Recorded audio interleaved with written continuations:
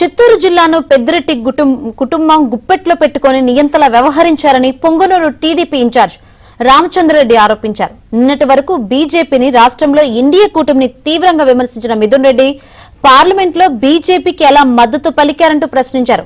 అబ్బా కొడుకుల నాటకాలు ప్రజలు గమనిస్తున్నారని, ఇక మీ ఆటలు సాగవంటూ రామచంద్రరెడ్డి హెచ్చరించారు. నిన్నటి వరకు 10 రోజుల వరకు పొంగనూరులో చెప్పింది మైనార్టీస్.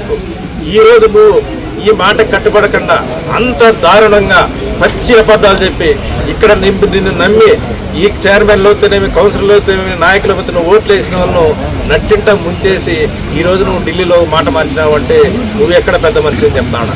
మీ ఆటలన్నీ తెలిసిపోయినాయి. మీ అబ్బా కొడుకు అంతా ప్రజలు గమనించినారు. మీరు చెప్పేది ఒకటి, మీరు అమలు చేసుకునేది ఇంకోటి.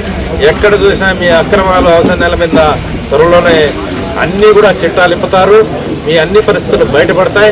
మీ ఎక్కడైనా సరే న్యాయం గెలుస్తుంది కానీ దౌర్జన్యాలు ఇప్పుడు గెలవని చెప్పి తెలియజేస్తూ ఇక్కడ ఈరోజు చైర్మన్ కానీ కౌన్సిలర్లకు కానీ తెలుగుదేశం పార్టీలో చేరినందుకు వాళ్ళకి మనస్ఫూర్తిగా ఆహ్వానిస్తూ మా పార్టీ నాయకులందరి తరఫున కూడా వాళ్ళకి ధన్యవాదాలు తెలియజేస్తూ